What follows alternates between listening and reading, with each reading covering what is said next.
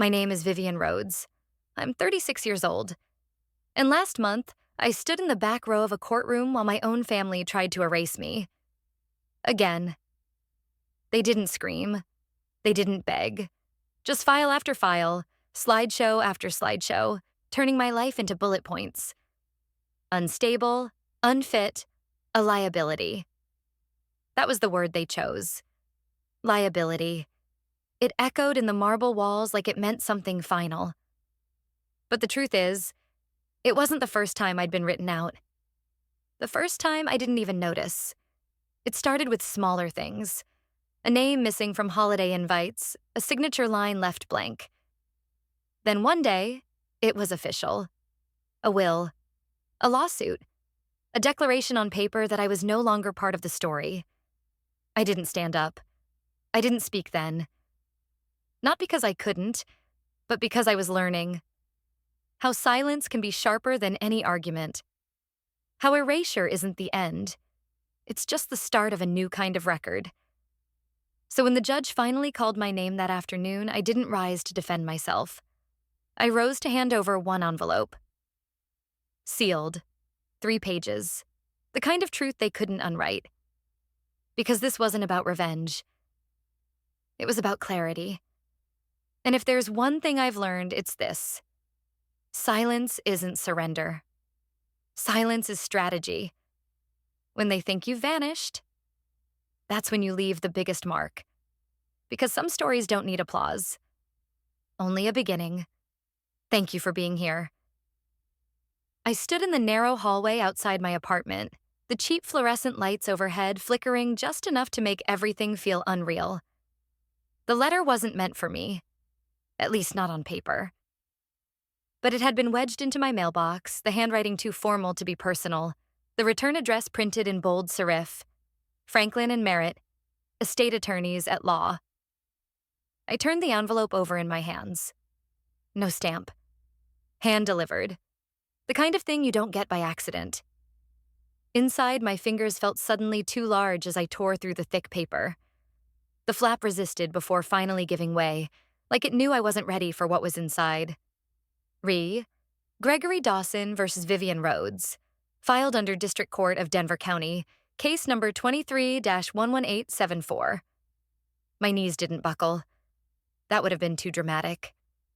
But something inside me bent, sharp and sudden, like steel gone soft from too much fire.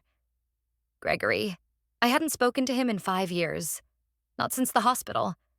Not since I'd locked myself in that sterile apartment with its bare walls and clinically neat lines, a space where nothing touched unless I allowed it. The letter trembled slightly as I turned the pages. Legal jargon spilled down the pages, phrases like joint property ownership, damages sought, and the one that punched straight through me. Emotional instability due to unresolved PTSD leading to economic manipulation. I pressed my palm to the countertop, grounding myself. This wasn't a misunderstanding. This was a warhead. I laid the documents flat, aligning the corners, the way we used to do with satellite intel. Every sheet told a story, each word chosen not to convey truth, but to build a case.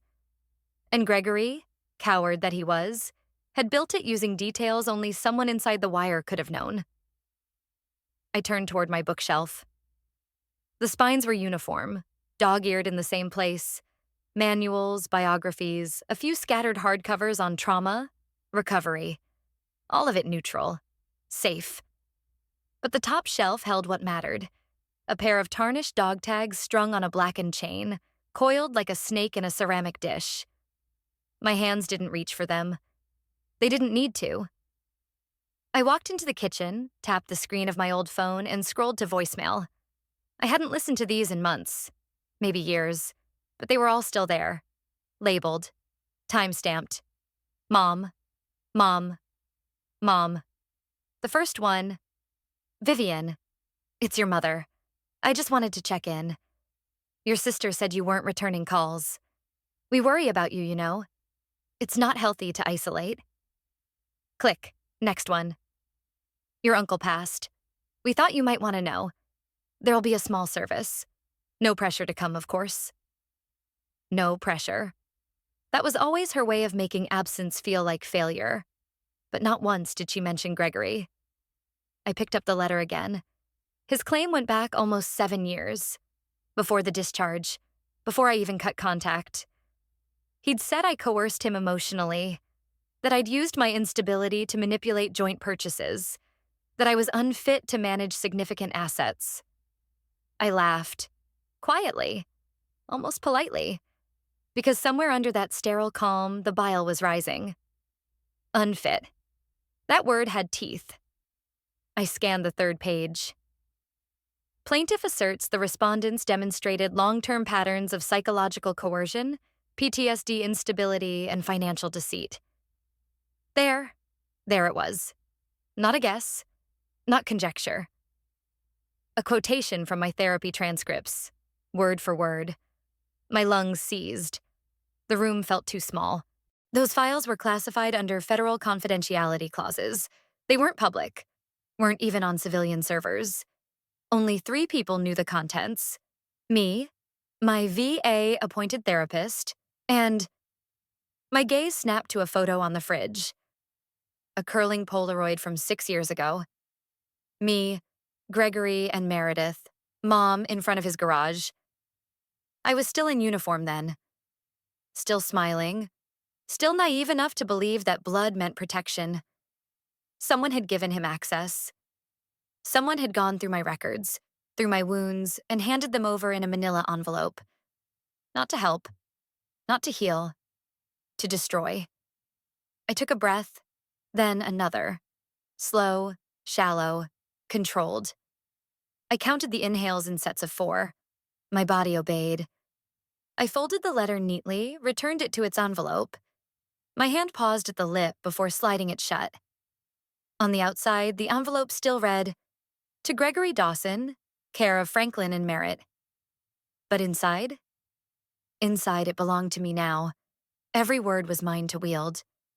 She whispers, "It was never about property. This was an ambush." I promised myself I'd never stand before a judge again, but they've dragged me there. The Denver County Courthouse smelled like old varnish and fear. The kind of place where polished stone echoed your footfalls like judgment, and no one made eye contact unless it was tactical. My boots were silent on the marble floor, a habit I never lost. I walked straight through security without meeting anyone's eyes. My file clutched under one arm, hair pulled tight, neutral blazer, pressed slacks, no makeup, no tells. Inside courtroom 4B, the ceiling arched too high, as if designed to make defendants feel small. Gregory sat at the plaintiff's table already, flanked by 2 suits straight out of a corporate diversity brochure. They weren't here to argue facts. They were here to present a show. Gregory turned just enough to catch my gaze. He smiled like a man who'd found religion in power. He had lost weight, styled his hair, swapped beer bellies for biceps and sob stories. But his eyes, those stayed the same. Watery and flat, like something grown in darkness. Kelsey Rain took the stand first. I hadn't seen her since our last deployment. The dusty edge of some no-name outpost where friendship tasted like cigarette ash and poorly brewed instant coffee. Now, she sat across from me in a neat navy dress, legs crossed, voice dripping with concern. I witnessed several post-incident outbursts. She told the judge, Vivian would become volatile, break things, shut down. Once she locked herself in the comms room for 12 hours. No food, no contact. I didn't flinch. That story was half true at best. What she omitted was the reason. The room had the only secure satellite feed after an IED wiped our front line. I had locked myself in to coordinate airlift for 2 critically injured men. Both survived. Neither remembered. Kelsey clearly did, but not the way it happened. Gregory's attorney nodded along, faux solemn. And in your professional opinion, Ms. Rain, would you say Ms. Rhodes poses an emotional or psychological risk to shared property or business assets? Objection, I murmured under my breath. But this wasn't my turn to speak. Not yet. The judge, a round-shouldered man named Bernard with a coffee-stained robe and 2 little patients, looked unimpressed. Kelsey replied, "I wouldn't trust her with a company card, much less a mortgage." I felt 1,000 eyes in the courtroom, or maybe just one. My own. Projected in every reflection, watching to see if I would break. I didn't. When the session adjourned, I was the first to rise. I moved for the exit, intent on hitting the open air before the static in my skull overwhelmed me. But a hand closed gently on my shoulder. I turned, fast. Reflex. The man stepped back with both palms up. "Easy, V. It's me, Miles Chen."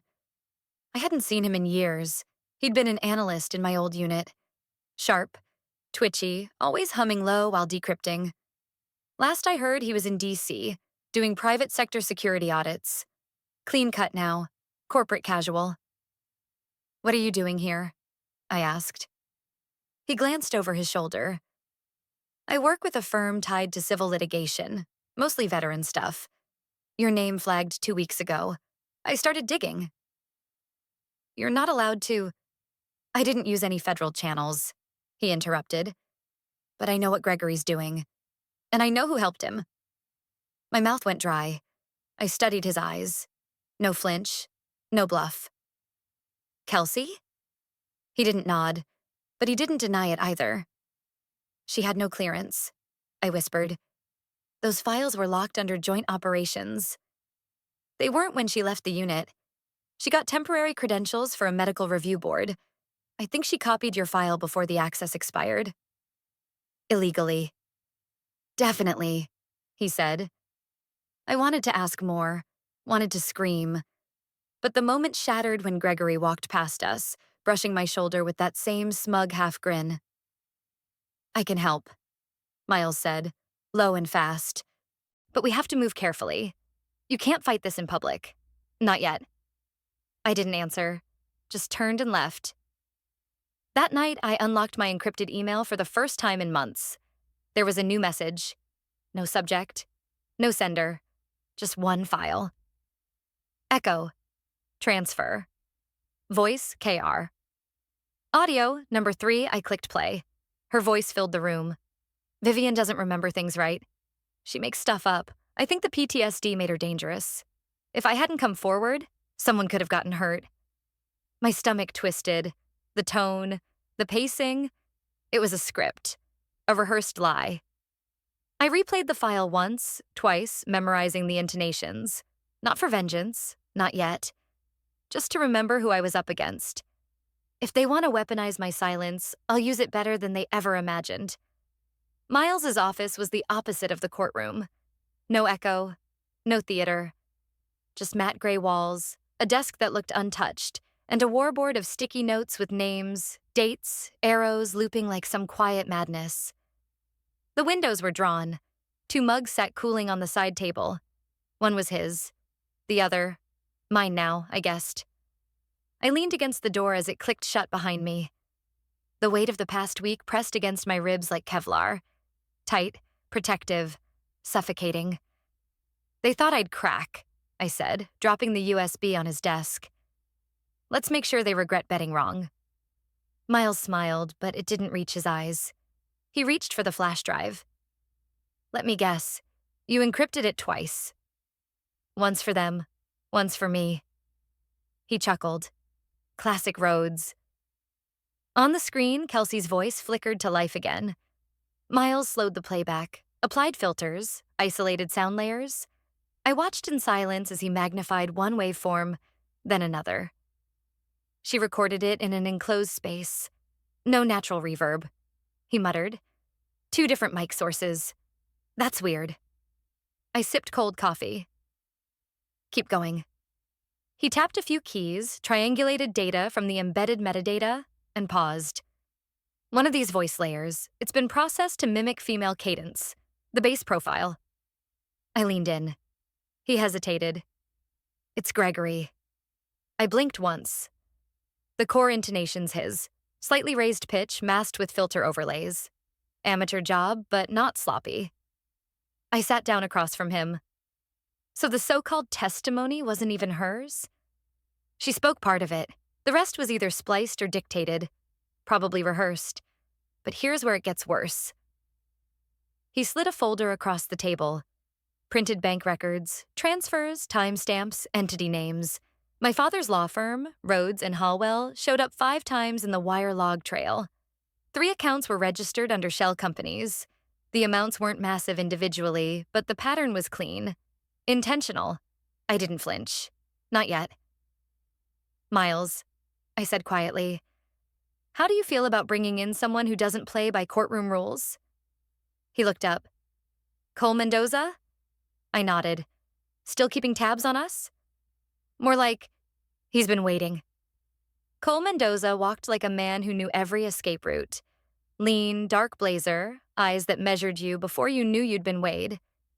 He didn't shake my hand when we met in the back room of a low-lit co-op cafe Miles sometimes used for off-record consults. He just sat down and opened a folder. 3 synthetic audio tracks, he began, sliding them toward me. Voice prints layered, 2 from Kelsey, 1 manipulated from a male source. Gregory, I said. He didn't confirm. He didn't have to. There's more, he added. Your medical files weren't just stolen. They were cherry-picked. Someone cut them to imply instability, then cited a federal evaluation code that no longer exists. I nodded. Means they had access to legacy database servers. Cole lifted a brow. Or someone who used to. I didn't blink. What do you want from me? He asked. I want clarity, I said. And a firewall. Cole tapped the side of his head. Clarity's dangerous. Firewalls are expensive. I'm paying with silence, I said. He studied me, then nodded once. Then let's begin. Back at Miles's office, I started writing. Not a journal. Not a legal memo. Just 1 page. 1 affidavit. Word by word, I stripped the emotion out of my story and left only the bones. Locations, dates, chain of custody, data tampering, confidentiality breaches. I didn't name names yet. But I left markers. Anyone in the know would recognize the signatures. When I finished, I saved 3 copies, 1 digital, 1 encrypted, 1 printed. Miles looked at the page and exhaled. If you file this, the trial's over. I won't file it. He frowned. Not yet, I said. It's leverage. I met Kelsey that night. She agreed to coffee out of guilt or curiosity. I didn't care. She came in late, hair messy like she'd been pacing, eyes darting too fast to focus. I didn't order anything. Kelsey, I said. I'm not here to argue. I'm not here to beg. She opened her mouth. I raised a hand. Don't explain. I don't need it. Silence stretched between us. I just want you to know, I continued. You don't have to admit anything, but I suggest you update your passport. Her hand froze around the cup. I stood and left before she could answer. Later, after midnight, Miles's phone buzzed. I heard the change in his breath even before he put it on speaker. Cole's voice was flat, urgent. It's not just family. There's a backer tied to federal contracts. If she pushes this, they'll fall hard. I didn't speak. I just looked at the printed affidavit on the desk, still unsigned. For now, they wanted spectacle. I brought silence in 1 page that rewrote the entire trial. I stepped through the front doors of the Denver County Courthouse, coat folded over my arm, the November chill still clinging to the fabric like residue from another life. The marble gleamed beneath my boots. This time there was no hesitation in my steps, only the sound of measured resolve. The hearing room was packed. Gregory's lawyers took up an entire row with laptops, binders, and whispered bravado. Spectators buzzed in the gallery. Local press, courthouse staff, a few federal suits near the back whose presence was too still to be casual. And there, sitting stiff and uncomfortable like they'd been summoned to a wake, were my parents. My father's jaw was tight. My mother's hands were clasped too perfectly in her lap, eyes fixed forward as if pretending not to see me made it true. Let them watch. Gregory's team went first. They always did. The woman presenting their case looked like she'd been born with a law degree. She tapped slides on the courtroom monitor, referencing time-stamped evidence. Alleged financial mismanagement, property irregularities, portions of therapy transcripts supposedly proving my emotional volatility. Kelsey's voice played again, distorted but clear. Vivian tends to spiral. It's not that she's dangerous, but unpredictable. Not dangerous, but unpredictable. The wording was deliberate, legal landmines buried in softness. I sat in silence. No objections, no interruptions. I didn't twitch. I didn't blink. Let them talk. Let them bury themselves. When it was done, Judge Bernard turned toward me. Ms. Rhodes, do you have a response? I stood. No attorney rose with me. No binder in hand, just one white envelope. Miles sat 3 rows back, his tie crooked, a ghost of a grin pulling at his mouth. He gave a single nod. I walked to the clerk and handed over the envelope. One document, I said. Admissible under Section 8A of Federal Trial Procedure, signed and verified by the FBI's Internal Cybersecurity Division. The judge raised an eyebrow. And its contents?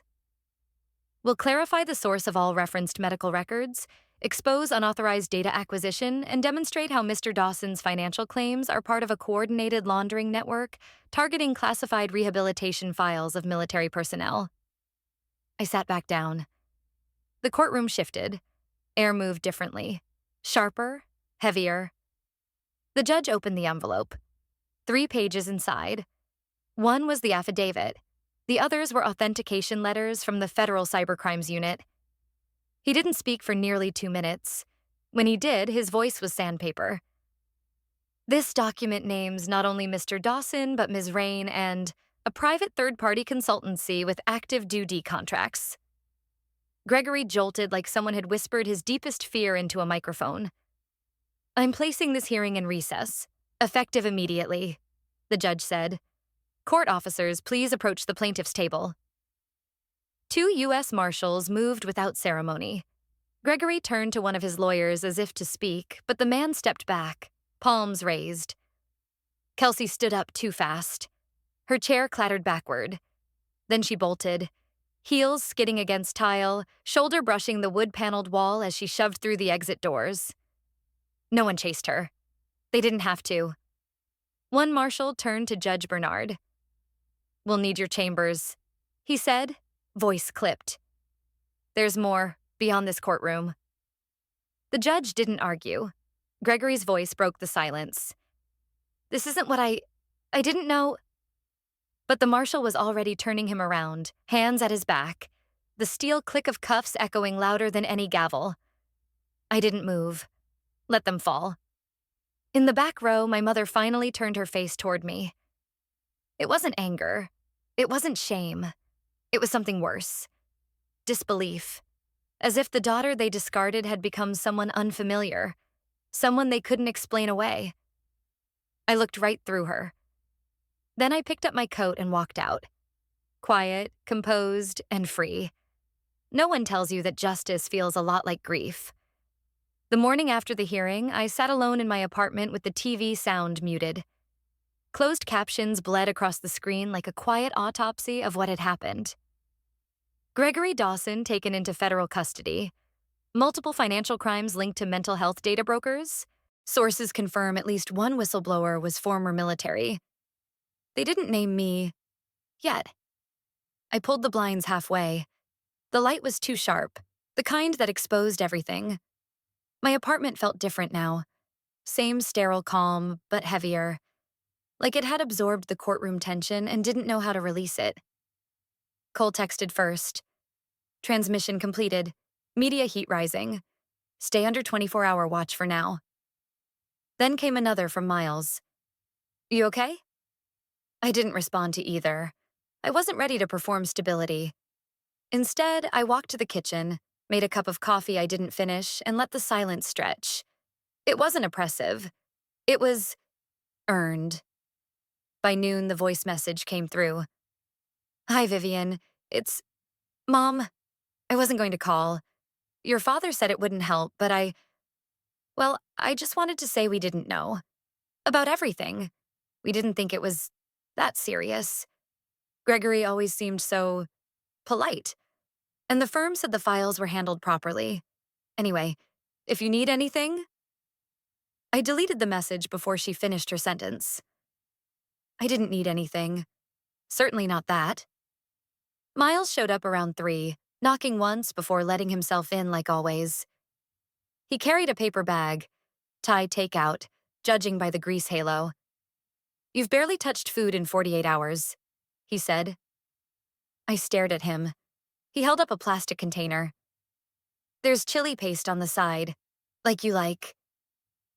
Still silent, I took it, placed it on the counter, didn't open it.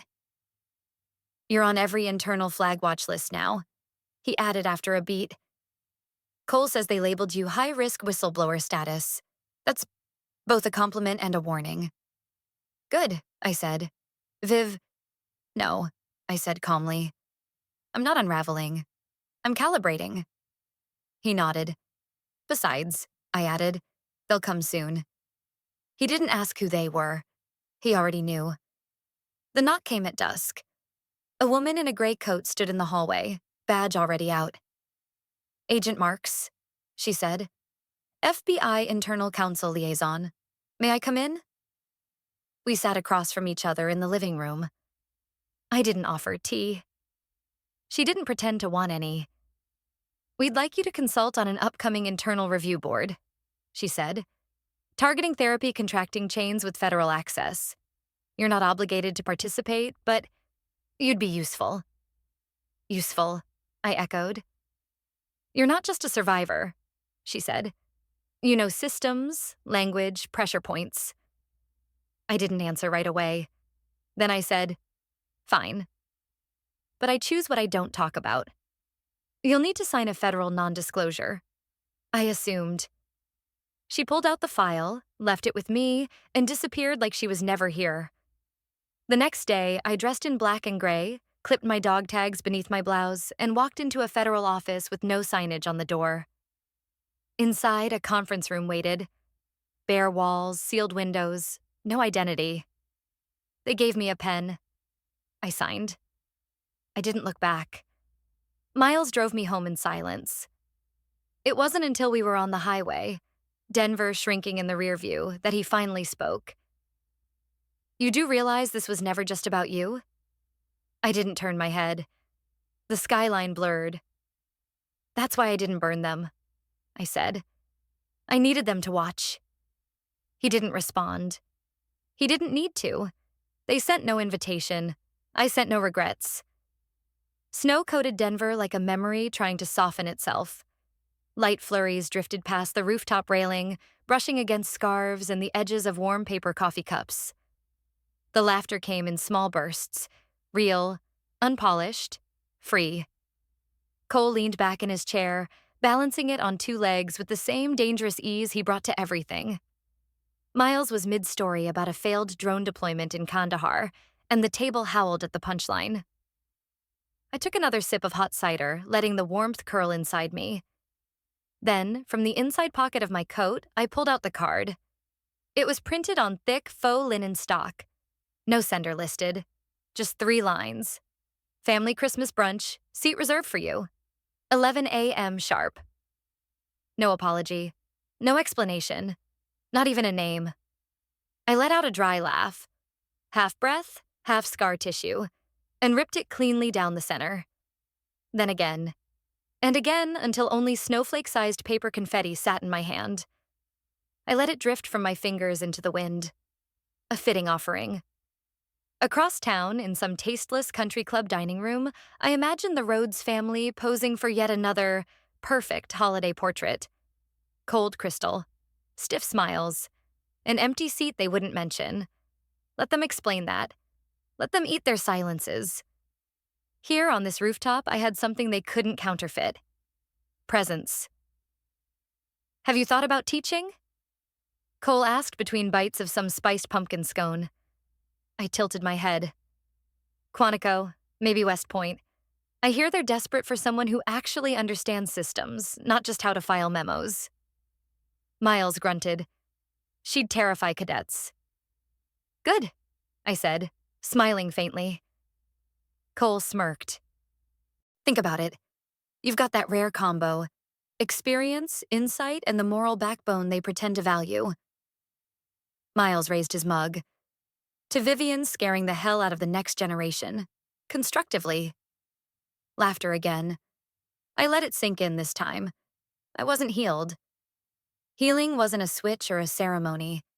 But this was weight redistributed. Not gone, but no longer mine alone to carry. As dusk crept over the skyline, I stepped away from the table, hands tucked into my sleeves. The edge of the roof was cold to the touch, the city stretching far beneath us, aglow with distant lights and the promise of lives I didn't need to fix or be ruined by. Snow began again, light, insistent, each flake silent and whole. Behind me, someone turned on music low. Jazz, Miles's pick, probably. I closed my eyes for a moment and said it to no one. They taught me silence. I turned it into something they could never control. The knock came just after 9. Most guests had gone. Cole was stacking mugs in the sink. Miles was checking headlines, grumbling about media spin. I opened the door. She couldn't have been more than 20. Wind-chapped cheeks, military-issue boots, and a badge from some forgotten base still clipped to her backpack. Are you Vivian Rhodes? Her voice was steady, but her hands trembled slightly. I nodded. She pulled a folded envelope from her jacket. My mom told me you'd understand. She said, you knew what they do to women like us. I stepped aside. Come in, I said. Let's talk. I didn't go to the door right away. There was something in the girl's voice. Urgency without volume. Something I used to carry before I learned how to bury it. The hallway draft carried a chill, and with it, a flicker of memory. A military hospital corridor the night I was transferred out. The doctor's eyes had no questions, only diagnoses. No one asked what I wanted. They just wrote it down. Now, this girl didn't need a diagnosis. She needed a door that would open. I let her in. She still held an unsealed envelope in her hand, like it hadn't decided what it wanted to be yet. At the kitchen table, Miles poured her tea. Cole turned up the heat. No one said my name out loud, the one that had echoed through courtroom transcripts and redacted reports. No one brought up Gregory or Kelsey or the lawsuit that tore masks off people I once called family. But everyone knew. The storm had passed, and I was still standing. A week later, I turned down the offer from Quantico. Not because I was afraid, but because I knew my work wasn't in briefing rooms or sealed lecture halls. It was here, where girls like the one at my door were still being cornered by betrayals they couldn't yet name. I'm no savior. I wasn't born to be a flagship story for institutional reform, but I understand silence and how it's used as a weapon. They thought I'd never speak up, that if they stalled long enough, everything would be buried under paperwork, diagnoses, and doubt. They forgot I was trained in silence, and I remembered how to use it. The night before Christmas, I walked past the building where my family was gathering. No one called. No one stepped out to invite me in. No one knew I had salvaged the very dignity they had thrown away. It was quiet, just like it had been when I stood accused, just like it was when they stood complicit. But this time, I didn't need an invitation. I didn't need a leftover seat at a table set for amnesia. I had Miles's steady hand, Cole's unfiltered humor, and a life that wasn't perfect. But it was mine. And strangely, in the separation, I no longer felt alone. I felt free. Someone once asked me if I regretted it, breaking the family apart, exposing what they'd worked so hard to bury. I answered simply, nothing was broken. It was never whole to begin with. Truth didn't tear my family down. The lies and silence did that long before I ever spoke. All I did was turn on the light. Vivian Rhodes didn't win by shouting. She won by staying composed in the very silence her enemies mistook for weakness. Justice didn't arrive in fanfare, but it came, quietly and completely. Like the final chord of a long-forgotten melody, justice may arrive late. But once heard, it reverberates through every silence that tried to bury it. And sometimes, all it takes to shatter a dynasty of lies is one woman who refuses to look away. That's where I'll leave it. No courtroom speeches, no last-minute reconciliations. Just one woman, one envelope, and a name they couldn't erase. If you stayed with me through this story, thank you. Not just for watching, but for witnessing. Because sometimes that's all we really need. Not someone to fix things, but someone who sees it, quietly, without looking away. If you've ever been in a room where your name wasn't on the list, if you've ever had someone try to rewrite your story before you had the chance to write it yourself, you're not alone. This wasn't about revenge.